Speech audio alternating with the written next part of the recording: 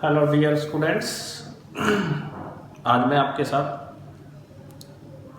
Equivalent mass के बारे में डिस्कस करने जा रहा हूँ। इक्विवेलेंट मास केमिस्ट्री में अपनी बहुत बड़ी इंपॉर्टेंस रखता है बिकॉज जितनी भी केमिकल रिएक्शन है they all are proceed on the basis of equivalent mass, not on the basis of molecular mass. Molecular mass के बेस पर या नंबर ऑफ मोल्स के बेस पर हम केवल रिएक्शन को बैलेंस कर सकते हैं। रिएक्शन जो प्रोसीड होती है वो हमेशा एक रिएक्टेंट दूसरे रिएक्टेंट के साथ इक्विवेलेंट मास के रेशियो में रिएक्ट करके ही प्रोसीड करता है। अगर इस रिएक्टेंट का 1 ग्राम इक्विवेलेंट रिएक्शन में रिएक्ट करता है तो दूसरे रिएक्टेंट का भी 1 ग्राम इक्विवेलेंट ही रिएक्शन में रिएक्ट करेगा। अगर इसका x ग्राम रिएक्ट करता है तो इसका भी x ग्राम ही इस रिएक्टेंट का भी x ग्राम ही रिएक्ट करेगा। इसलिए जो इक्विवेलेंट मास है उसकी केमिस्ट्री में बड़ी इंपॉर्टेंस है। इवन कंपटीशन एग्जाम्स के लिए भी बहुत इंपॉर्टेंट टॉपिक है। इससे पहले हम एटॉमिक मास और मॉलिक्यूलर मास के बारे में डिस्कस कर चुके हैं। अब इक्विवेलेंट मास क्या होता है?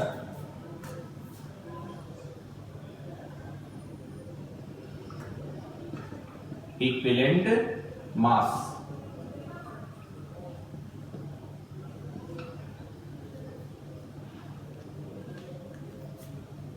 जैसा कि मैंने अभी आपको बताया कि कोई भी केमिकल रिएक्शंस है वो हमेशा इक्विवेलेंट मास के बेसिस पे या नंबर ऑफ इक्विवेलेंट्स के बेसिस पर या नंबर ऑफ ग्राम इक्विवेलेंट्स के बेसिस पर ही कंसीडर होती हैं। एक रिएक्टेंट हमारे पास A है, दूसरा रिएक्टेंट हमारे पास B है जिससे ये आपस में रिएक्ट करके प्रोडक्ट बनाते हैं C। तो अगर इसका X ग्राम इक्विवेलेंट रिएक्ट करता है तो इसका भी X ग्राम इक्विवेलेंट ही रिएक्ट करेगा और इसके बेसिस पर ही प्रोडक्ट की फॉर्मेशन डिपेंड करेगी कि वो कितने ग्राम इक्विवेलेंट प्रोडक्ट में कन्वर्ट होगा। तो जो डेफिनेशन है इक्विवेलेंट मास की वो किस तरह से दी जाती है, इससे पहले मास डेफिनेशन से पहले मैं इक्विवेलेंट मास को कंसीडर कर रहा हूँ। हाइड्रोजन का जो इक्विवेलेंट मास है 1 ग्राम होता है, ऑक्सीजन का जो इक्विवेलेंट मास है वो 8 ग्राम होता है, क्लोरीन का जो इक्विवेलेंट मास है वो 35.5 ग्राम होता है। इसी तरह से अगर मैं मेटल्स की बात करूं तो सोडियम का जो इक्विवेलेंट मास है वो कितना होता है 23 ग्राम होता है। मैग्नीशियम का जो इक्विवेलेंट मास है वो 12 ग्राम होता है। एल्यूमिनियम का जो इक्विवेलेंट मास है वो 9 ग्राम होता है। आमीन के अगर एटॉमिक मास की बात करें तो हाइड्रोजन का एटॉमिक मास 1 ग्राम ही होता है, ऑक्सीजन का 16 ग्राम होता है, क्लोरीन का वापस 35.5 ग्राम ही होता है एटॉमिक मास। इसी तरह सोडियम का 23 ग्राम होता है, मैग्नीशियम का एटॉमिक मास 24 ग्राम होता है और इसी तरह एल्यूमिनियम का जो एटॉमिक मास है वो 27 ग्राम होता है। तो इन सबको देखने के बाद हमें ये चीज़ समझ में आ रही है कि इक्विवेलेंट जो मास है वो एटॉमिक मास या अगर मॉलिक्यूल की बात करें तो मॉलिक्यूलर मास के बराबर भी हो सकता है या उससे कम होगा। कुछ रिएक्शंस ऐसी होती है डिस्प्रोपोर्शनेशन रिएक्शंस, जो आगे सिलेबस में हम बात करेंगे। डिस्प्रोपोर्शनेशन रिएक्शंस में कुछ स्पीसीज के जो इक्विवेलेंट मास है वो उनके एटॉमिक या मॉलिक्यूलर या आयनिक मास से ज़्यादा हो सकते हैं, बट वो रेयर केसेज ऐसे होते हैं।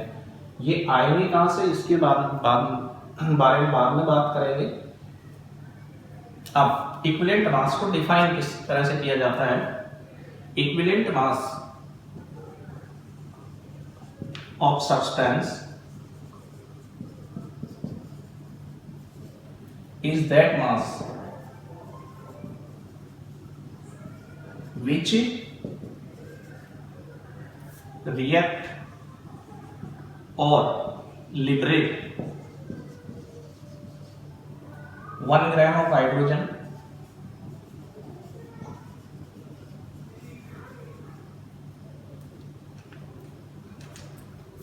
or 8 gram of oxygen or 35.5 gram chlorine और 23 ग्राम ऑफ सोडियम और 12 ग्राम ऑफ मैग्नीशियम और 9 ग्राम ऑफ एल्यूमिनियम। इस तरह से हम और भी एग्जाम्पल ले सकते हैं। तो इक्विवेलेंट मास वो मास होता है सब्सटेंस का जो 1 ग्राम हाइड्रोजन, 8 ग्राम ऑक्सीजन, 35.5 ग्राम क्लोरीन, 23 ग्राम सोडियम, 12 ग्राम मैग्नीशियम, 9 ग्राम एल्यूमिनियम के साथ या तो रिएक्ट करे या उनको लिबरेट करे। अब इक्विवेलेंट मास को समझने के लिए, उसकी डेफिनेशन को समझने के लिए मैं एक एग्जांपल ले रहा हूं। यहां पर वी हैव मैग्नीशियम लिया और मैंने इसको हाइड्रोजन से रिएक्ट करवाया, इससे ये क्या बना रहा है MgH2। यहाँ पर मैंने इसको ऑक्सीजन से रिएक्ट करवाया, जहाँ पर ये क्या बना रहा है MgO, और यहाँ पर मैंने इसको क्लोरीन से रिएक्ट करवाया, जिससे ये क्या बना रहा है MgCl2। मैग्नीशियम का जो एटॉमिक मास है वो 24 ग्राम होता है, हाइड्रोजन का 1 ग्राम होता है, ऑक्सीजन का 16 ग्राम होता है, क्लोरीन का 35.5 ग्राम होता है। यहाँ पर मैग्नीशियम का कितना मास रिएक्ट कर रहा है 24 ग्राम, हाइड्रोजन का कितना रिएक्ट कर रहा है 2 ग्राम, यहाँ पर मैग्नीशियम का 24 ग्राम, ऑक्सीजन का कितना मास रिएक्ट कर रहा है 16 ग्राम। इसी तरह से यहाँ पर मैग्नीशियम का 24 ग्राम और क्लोरीन का 71 ग्राम, 2 क्लोरीन का 71 ग्राम हो जाएगा। इससे पहले मान लिया मैग्नीशियम ये है अपने पास, ये मैग्नीशियम है और ये यहाँ पर दूसरा रिएक्टेंट है। अब मैग्नीशियम का इक्विवेलेंट मास क्या होगा, वो मास होगा जो हाइड्रोजन के 1 ग्राम से रिएक्ट कर सके, ऑक्सीजन के 8 ग्राम से रिएक्ट करता हो और क्लोरीन के 35.5 ग्राम से रिएक्ट करता हो। उतना मास मैग्नीशियम का क्या कहलाएगा, इक्विवेलेंट मास कहलाएगा। यहाँ पर मैग्नीशियम का 24 ग्राम हाइड्रोजन के 2 ग्राम से रिएक्ट करता है, तो 1 ग्राम से कितना रिएक्ट करेगा, इंडक्टिव मेथड से अगर हम निकालेंगे तो 12 ग्राम रिएक्ट करेगा। इसका मतलब 12 ग्राम मैग्नीशियम का क्या हुआ, इक्विवेलेंट वेट। यहाँ से मैंने आपको पहले बताया कि मैग्नीशियम का इक्विवेलेंट वेट कितना होता है 12 ग्राम। और अगर 12 ग्राम के रेस्पेक्ट में हम हाइड्रोजन की बात करें कि 12 ग्राम मैग्नीशियम के साथ हाइड्रोजन का जितना मास रिएक्ट करता है that is equivalent mass of hydrogen. तो 12 ग्राम के साथ हाइड्रोजन का कितना मास रिएक्ट करेगा 1 ग्राम। सिमिलरली 24 ग्राम मैग्नीशियम 16 ग्राम ऑक्सीजन से रिएक्ट कर रहा है, तो हम 8 ग्राम के साथ कितना रिएक्ट करेगा वो निकाले तो कितना आएगा मैग्नीशियम, अगेन 12 ग्राम। इसका मतलब इक्विवेलेंट मास मैग्नीशियम का ऑक्सीजन के रिस्पेक्ट में कितना है 12 ग्राम। और अगर 12 ग्राम मैग्नीशियम के रिस्पेक्ट में ऑक्सीजन की बात करें हम, तो 24 ग्राम 16 ग्राम से रिएक्ट करता है, तो 12 ग्राम किससे करेगा 8 ग्राम से, तो 8 ग्राम ऑक्सीजन का क्या हो जाएगा इक्विवेलेंट मास। इसी तरीके से क्लोरीन के केस में 24 ग्राम क्लोरीन 24 ग्राम मैग्नीशियम 71 ग्राम क्लोरीन से रिएक्ट कर रहा है, तो 35.5 क्लोरीन से कितना मैग्नीशियम रिएक्ट करेगा 12 ग्राम। तो this 12 gram is the equivalent mass of magnesium. इस तरह से हम इक्विवेलेंट मास को समझते हैं और उसको डिफाइन भी करते हैं। और दूसरा एग्जांपल ले सकते हैं हम, एल्यूमिनियम के केस में ले सकते हैं इनका।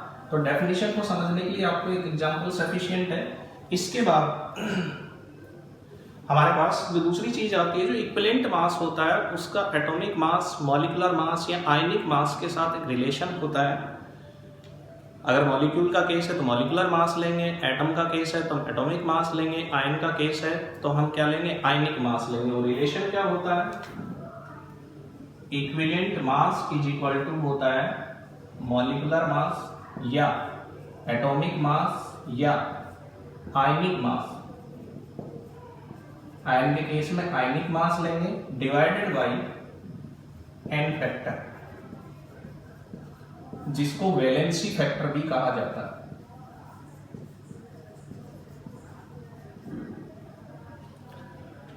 कि इक्विवेलेंट मास कैसे आएगा, जब मॉलिक्यूल का केस होगा तो मॉलिक्यूलर मास को एन फैक्टर से डिवाइड कर देंगे, एटम का केस होगा तो एटॉमिक मास को एन फैक्टर या वैलेंसी फैक्टर से डिवाइड कर देंगे, आयन का केस होगा तो आयनिक मास को एन फैक्टर या वैलेंसी फैक्टर से डिवाइड कर देंगे। अब ये एन फैक्टर क्या होता है, एन फैक्टर डिफरेंट टाइप की स्पीसीज के लिए अलग अलग निकाला जाता है।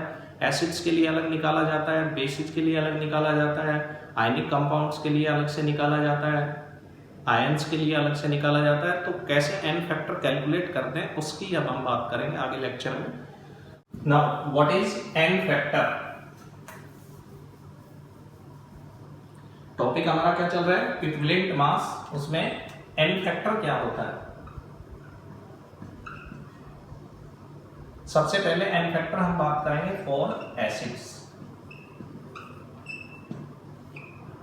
सभी जानते हैं which are acids, those liberate H+ ion in aqueous solution और इन केमिकल रिएक्शंस, या एसिड्स वो भी होते हैं जो OH नेगेटिव आयन को एक्सेप्ट करते हैं, उनको भी हम एसिड बोलते हैं।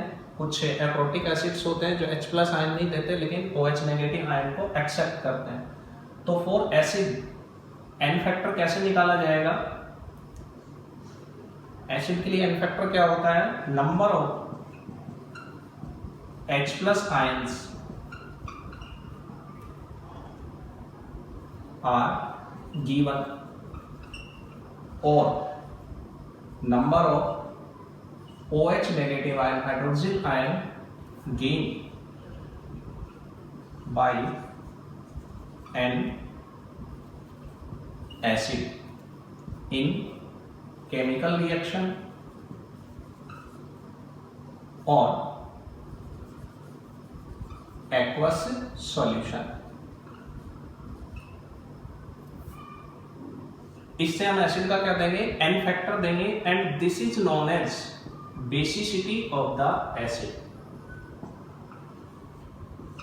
यानी किसी एसिड का जो एन फैक्टर होता है वो उसकी बेसिसिटी होती है, और बेसिसिटी का क्या होती है, नंबर ऑफ H+ आयंस, या number H+ ions are given और number of OH negative ions are gain by an acid in chemical reaction और in aqueous solution। therefore for acid n factor क्या होगा,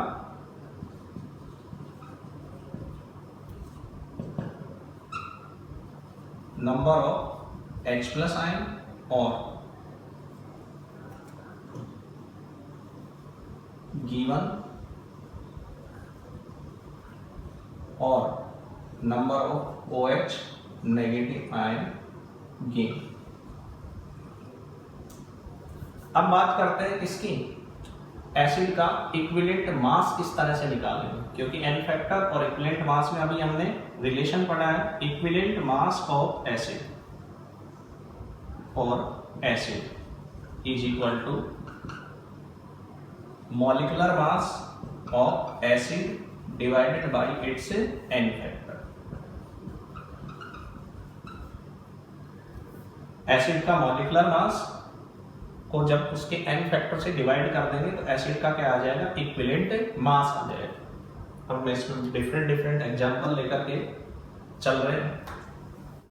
we have HCl। HCl एक acid होता है, इसको अगर aqueous solution में आयनाइज करेंगे तो ये H+ आयन 1 देगा, साथ में Cl नेगेटिव आयन, देयरफॉर इसका एन फैक्टर कितना आ गया, 1।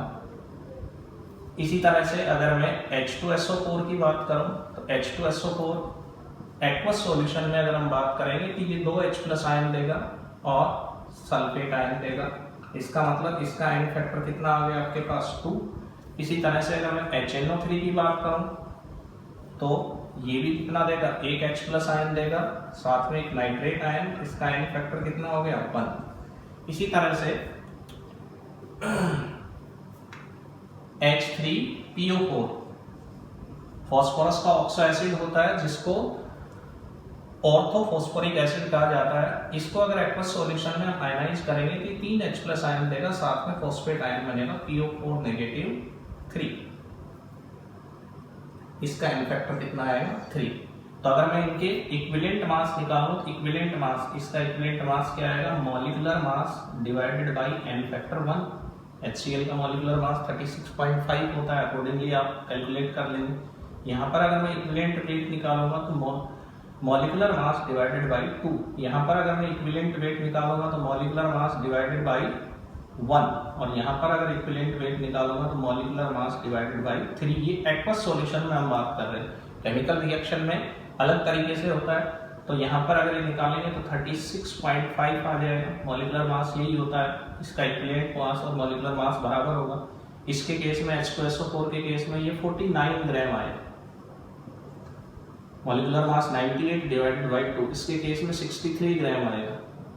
Molecular mass 63, N factor basicity कितनी होती है HNO3 की 1।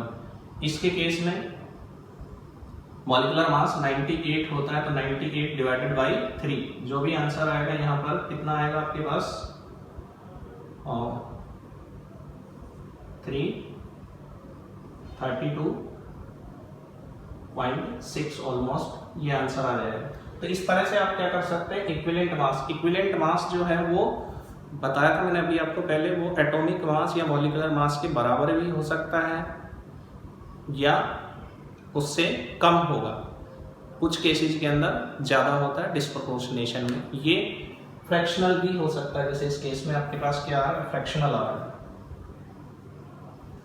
अब हम बात करते हैं केमिकल रिएक्शन में कि अगर कोई एसिड है केमिकल के रिएक्शन में पार्टिसिपेट कर रहा है तो हम उसका इक्विवेलेंट मास किस तरह से कैलकुलेट करेंगे। वी हैव H2SO4, H2SO4 का एग्जांपल लेते हैं, इसकी रिएक्शन करवाते हैं NaOH के साथ।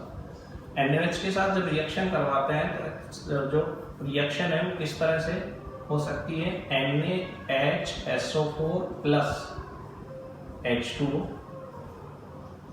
और H2SO4 plus NaOH, Na2SO4 plus 2H2, 2H2O means H2SO4 की NaOH के साथ दो तरीके से रिएक्शन हो सकती है। अगर हम इस रिएक्शन में बात करें तो यहाँ पर n फैक्टर कितना आ रहा है, क्योंकि यहाँ पर एक हाइड्रोजन आयन यूज किया है सल्फ्यूरिक एसिड ने H2O बनाने में या NaOH के साथ, तो n फैक्टर आपका यहाँ पर कितना हो जाएगा 1। यहाँ पर आप देख रहे हो दोनों के दोनों हाइड्रोजन जो है यूज हो रहा है किसके साथ, NaOH के साथ। इसका मतलब इस रिएक्शन में सल्फ्यूरिक एसिड का n फैक्टर कितना हो गया 2। तो अगर मैं यहाँ से सल्फ्यूरिक एसिड का इक्विवेलेंट मास निकालूंगा तो वो इसके मॉलिक्यूलर मास के बराबर आएगा, क्यों, क्योंकि n फैक्टर कितना है 1। लेकिन अगर मैं इस रिएक्शन में सल्फ्यूरिक एसिड का इक्विवेलेंट मास निकालूंगा तो मॉलिक्यूलर मास डिवाइडेड बाई 2, क्योंकि यहाँ पर n फैक्टर कितना है 2 है, तो कितना आएगा 49। यहाँ पर 98 ग्राम आएगा और यहाँ पर 49 ग्राम।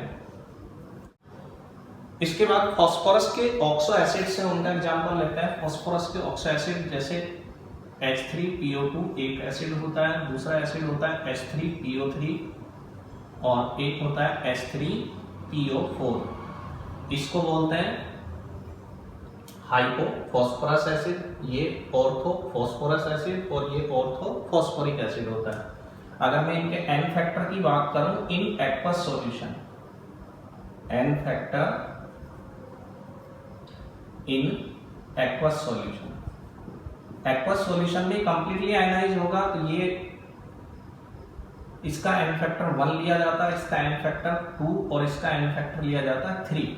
लेकिन केमिकल रिएक्शन में अगर हम बात करें, केमिकल रिएक्शन में जब हम जाएंगे तो केमिकल रिएक्शन में इसका n फैक्टर तो 1 ही रहेगा, क्योंकि इसके पास एक ही H प्लस आयन देगा ही। इसका n फैक्टर जो है वो 1 भी हो सकता है और 2 भी हो सकता है। इस एसिड का केमिकल रिएक्शन में n फैक्टर 1 भी हो सकता है, 2 भी हो सकता है और 3 भी हो सकता है। जैसे अभी सल्फ्यूरिक एसिड के लिए हमने बात की, ये डिपेंड करेगा कि ये कितने H प्लस आयन दे रहा है और इनके ये जो n फैक्टर्स हैं, आपको हाइड्रोजन इसमें भी 3 दिख रहे हैं, इसमें भी 3 दिख रहे हैं, इसमें भी 3, लेकिन n फैक्टर्स एक्वस सॉल्यूशन में हम बात करें तो इसका 1, इसका 2, इसका 3, ये डिपेंड करता है इनकी स्ट्रक्चर पर। फास्फोरस के जो ऑक्सो एसिड्स होते हैं उनकी स्ट्रक्चर इस तरह की होती है।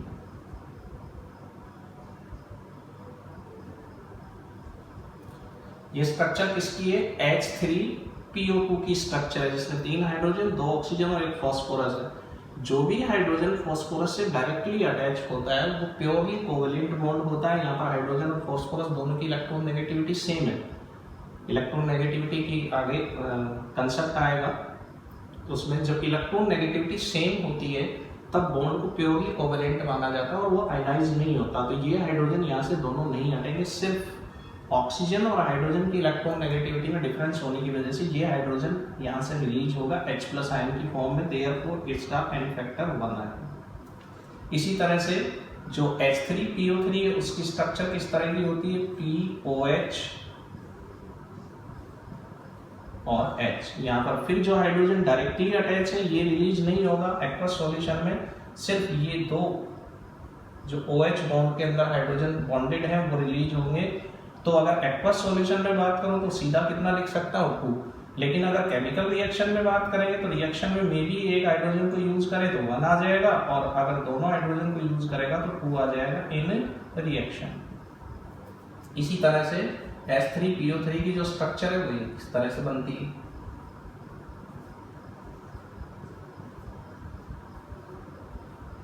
अब इसमें तीनों ही हाइड्रोजन ऑक्सीजन से अटैच है, तो एक्वस सॉल्यूशन में भी कंप्लीटली आयनाइज होकर के तीनों H+ आयन दे देगा, लेकिन रिएक्शन में मे भी ये 1 दे या 2 दे या तीनों हाइड्रोजन रिएक्ट करें, मे बी 1, मे बी 2 और मे बी 3। तो रिएक्शन के अंदर जो इसकी एन फैक्टर है वो डिफरेंट हो सकता है। एक्वस सॉल्यूशन में इस तरह से निकाला जाएगा, तो इसको आप अच्छे से समझ लें। नेक्स्ट आपके पास मैं एग्जांपल लेता हूं, कार्बोक्सिलिक एसिड्स के हैं कुछ एग्जांपल्स। कार्बोक्सिलिक एसिड के बारे में आपने पढ़ रखा है पहले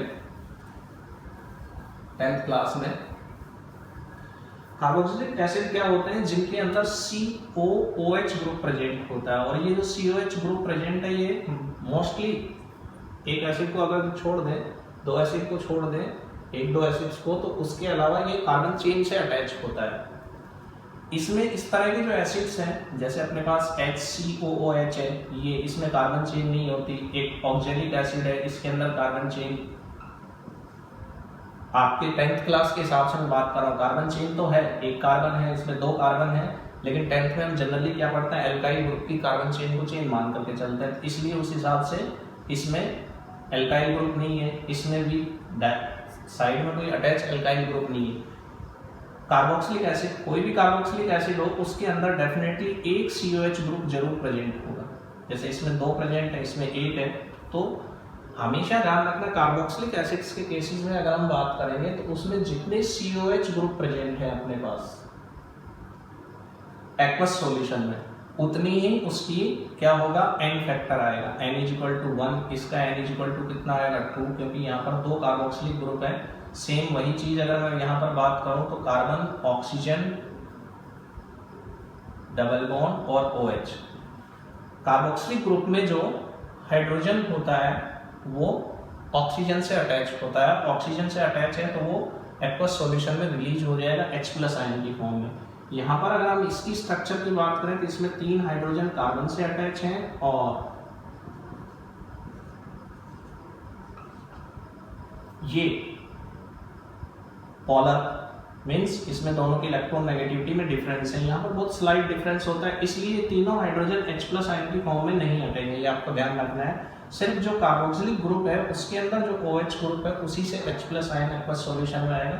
केमिकल रिएक्शन में इनकी नेचर पर डिपेंड करेगा कि किस तरह से रिएक्ट कर रहे हैं, जिनमें एक से ज्यादा कार्बोक्सिलिक ग्रुप होते हैं, तो उस हिसाब से आप क्या करेंगे, इनके भी इक्विवेलेंट मास निकाल सकते हैं एन फैक्टर को कंसीडर करके।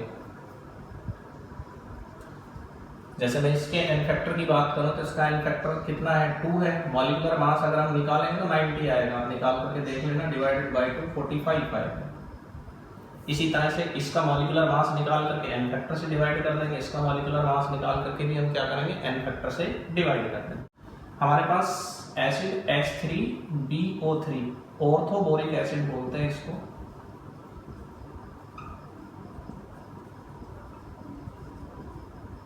जिसको BOH होल थ्राइस भी लिख सकते हैं। ऑर्थोबोरिक एसिड, इसकी स्ट्रक्चर इस तरह की होती है,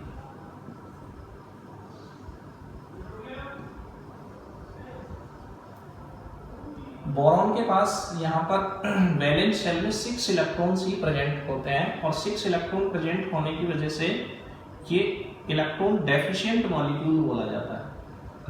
डेफिशिएंट क्यों बोलते हैं इलेक्ट्रॉन डेफिशिएंट, क्योंकि यहाँ पर बोरॉन का ऑक्टेट कंप्लीट नहीं है। आपने 10th क्लास में पढ़ रखा है ऑक्टेट रूल क्या होता है, वैलेंस शेल में 8 इलेक्ट्रॉन पूरे नहीं, यहाँ पर 8 नहीं है, 2 इस बॉन्ड से, 2 इस बॉन्ड से और 2 इस बॉन्ड से, टोटल 6 ही इलेक्ट्रॉन होते हैं। बट ये स्टिल स्टेबल मॉलिक्यूल है। स्टेबल क्यों होता है ये आगे आप जब पढ़ेंगे तो आपको समझ आएगा कि क्यों स्टेबल है, क्योंकि उस कंसेप्ट की हम यहाँ पर बात नहीं करेंगे। जब एक्वस सॉल्यूशन में इसको डाला जाता है तो इलेक्ट्रॉन डेफिशिएंट होने की वजह से ये OH नेगेटिव और ये H plus ion, water molecule के अंदर एक H प्लस आयन और एक OH नेगेटिव आयन होता है। तो ये बोरॉन क्या करता है, इस OH नेगेटिव आयन को एक्सेप्ट कर लेता है और कन्वर्ट हो जाता है किसके अंदर, BOH होल 4 नेगेटिव। जो BOH होल थ्राइस था वो एक और OH आयन लेकर के BOH होल 4 नेगेटिव में कन्वर्ट हो गया और साथ में एक H प्लस आयन रिलीज किया, प्रोटॉन रिलीज किया। इसलिए इसको एप्रोटिक कहते हैं एसिड कि ये अपना खुद का H प्लस आयन यहाँ से नहीं दे रहा है OH बॉन्ड में से, ये वाटर से क्या कर रहा है, एक H प्लस आयन रिलीज कर रहा है bye gaining of 1 OH negative ion. इस तरह के केसेस में हम क्या करते हैं, जितने OH नेगेटिव आयन में इस आयन इसने एक्सेप्ट किए वही इसका एन फैक्टर होगा। तो एन फैक्टर कितना आ जाएगा 1। जो भी इसका मॉलिक्यूलर मास होगा, इक्विवेलेंट वेट और मॉलिक्यूलर मास, तो दोनों क्या हो जाएंगे बराबर, यही कहें इक्विवेलेंट मास और मॉलिक्यूलर मास बराबर हो जाएंगे। क्यों? क्योंकि इसका एन फैक्टर कितना है 1। इस तरीके से हम क्या करते हैं, डिफरेंट एसिड्स के इक्विवेलेंट मास को डिटरमाइन करते हैं उसके एन फैक्टर के बेसिस पर। तो आपको अच्छे से समझ आ गया होगा कि एन फैक्टर कैसे निकालेंगे। ये ध्यान रखना है कि एसिड का जो एन फैक्टर है वो एक्वस सॉल्यूशन में अलग और केमिकल रिएक्शन में अलग हो सकता है, क्योंकि एक्वस सॉल्यूशन में कंप्लीटली आयनाइज्ड होता है, जबकि केमिकल रिएक्शन में वो कंप्लीटली आयनाइज्ड नहीं, केमिकल रिएक्शन में वो दूसरा जो रिएक्टेंट है उसके कितने इक्विवेलेंट रिएक्ट कर रहे हैं उस पर डिपेंड करेगा। इसी तरह से equivalent mass of base, base के केस में इक्विवेलेंट मास कैसे निकालेंगे, अगेन बेस के लिए क्या दिया जाता है, एसिडिसिटी दी जाती है। एसिडिसिटी भी कह सकते हैं, एसिडिटी भी बोल देते हैं कई बार इसको, व्हाट इज, और ये किसके बराबर होता है, इसके एन फैक्टर के बराबर। और what is acidity, number of OH negative ions given by a base in aqueous solution is known as acidicity or N factor of the base. We have NaOH. NaOH जो है वो अपने aqueous solution में कितने ions देता है, OH negative ion, एक OH negative ion, इसलिए इसका N फैक्टर कितना है 1। अब NaOH का मॉलिक्यूलर मास कितना होता है 40। तो इक्विवेलेंट मास निकालने के लिए क्या करेंगे, molecular mass of base divided by its N factor. मैं यहां भी लिख देता हूं, equivalent mass is equal to molecular mass divide, इसका फॉर्मूला बनेगा डिवाइडेड बाय एन फैक्टर। तो यहाँ पर इक्विवेलेंट मास जब कंसीडर करेंगे तो मॉलिक्यूलर मास 40 डिवाइडेड बाय 140, इसका मतलब इसका इक्विवेलेंट मास और मॉलिक्यूलर मास दोनों बराबर होंगे, लेकिन calcium hydroxide Ca positive 2 plus 2 OH negative ions. अब इसका एन फैक्टर कितना आ रहा है 2 आ रहा है। तो इसका जब इक्विवेलेंट मास निकालेंगे तो कैसे निकालेंगे, equivalent mass is equal to molecular mass divided by 2। किस तरह से आएगा, OH 17, ये कैल्शियम का 40, ऑक्सीजन का 16 प्लस 1 कितना हो गया 17 डिवाइड मल्टीप्लाइड बाय 2 कितना हो गया 34। तो 40 प्लस 34 इज इक्वल टू 74। तो 74 डिवाइडेड बाय 2 कितना आ जाएगा आपके पास 37 ग्राम, यहाँ पर 40 ग्राम। तो जितने OH नेगेटिव आयन बेस अपने एक्वस सॉल्यूशन में देगा वो उसका एन फैक्टर होगा, और उस एन फैक्टर से उसके मॉलिक्यूलर मास को जब डिवाइड कर देंगे तो उसके लिए क्या आ जाएगा, इक्विवेलेंट मास आ जाएगा। तो इस तरह से हम एसिड्स और बेसिस के लिए इक्विवेलेंट मास को कंसीडर करते हैं। बाकी स्पीसीज के लिए, आयनिक कंपाउंड्स के लिए, आयंस के लिए किस तरह से कंसीडर करेंगे और बाकी स्पीसीज के लिए एन फैक्टर किस तरह से कंसीडर करेंगे वो नेक्स्ट लेक्चर में बात करेंगे। ठीक है।